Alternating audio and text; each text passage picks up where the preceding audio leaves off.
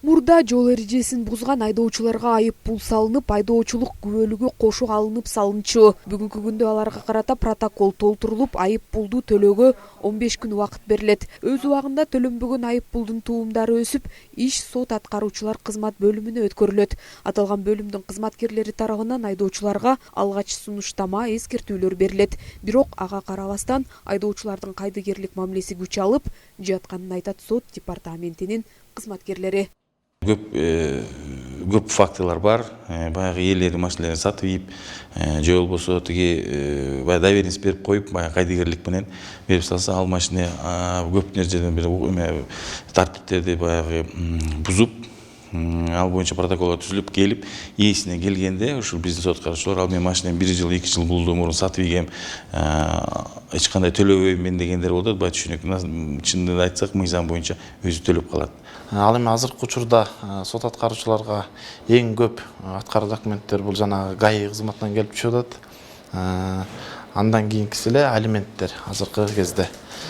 ГАИ кызматынан түшүп аткан аткаруу документтерди баягы элге жеткизүү максатында да айта кетпесе болбой атат. Көп киши төлөбөй келип атат да. Жанагыдай машинасын оформить этип бербей, доверенность менен сатып ийип, анан баягы машинанын ээсине штрафтар келип, ушундай бир төлөнбөгөн, баягы чечилбеген маселелер көп болуп атат да. Ал эми сот приставтар бөлүмү 5 жыл мурун уюшулуп Ысык Көл облусу боюнча 47 штат бирдиги менен иш алып барышат. Алардын ыйгарым укуктары сот залдарындагы коопсуздукту, тартипти камсыз кылуу, судьялардын, сот аткаруучулардын, сот жыйналыштарына келгендердин коопсуздугун сактоо иштери боюнча иш алып барышат. Ошондой эле соттун имараттарын кайтарууну да камсыз кылышат. Приставтарына кээде баягы биздин имараттар, соттун имараттары бул стратегический объект болуп эсептелинет. Ошон үчүн баягы сот приставтары кайтарып алган. Соттук адилеттүүлүктү камсыз кылууда сот жыйналышы өтүп жаткан убакта сотко ар кандай тараптар келишет. Наразы тарап болот, ыраазы болгон тарап болот, кээде блогерлер келишет. Ошолор келип сотто коомдук тартипти бузганда же бир кандайдыр бир интервью алабыз деп соттун төрагасына киргенге аракет кылышат. Же ошо соттон биз бир судьядан сурайбыз бул эмени, чечимди эмнеге мындай чыгарды, тигиндей чыгарды деп кээ бир түшүнбөгөн блогерлер келишет. Ошондойлорго да жол бербейбиз. Андайларды баягы конституция боюнча дагы соттордун статусу боюнча мыйзамында жазылган, судьядан эч ким кандай чечим чыгарат, эмне кылат, талап кылганга эч кимдин укугу жок да.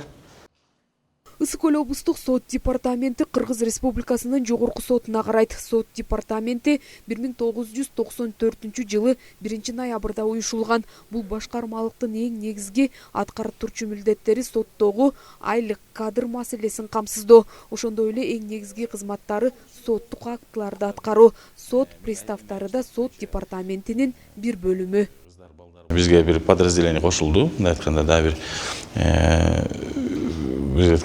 кошумча бир кошулду. Бул соттук пристав. Соттук пристав бул эми соттордун баягы коопсуздугун, соттун зданиясынын коопсуздугун, жана ушул жерде баягы жүргөн элдин коопсуздугун карай турганга бизге ошондой соттук пристав деген бир кызмат берилди.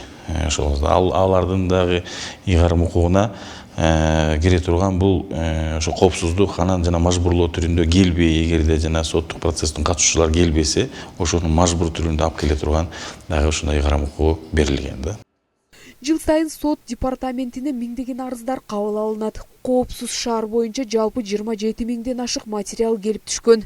Айып пулдардын көлөмү өсүп төлөбөй жүргөн айдоочуларга Кыргыз Республикасынын аймагынан чыгууга чектөө коюлат. Ошондой эле эмгек акысы кармалып алынат. Паспорт алуу, жер үлүштөрүн каттоо укуктарынан ажыратуу чаралары көрүлөт.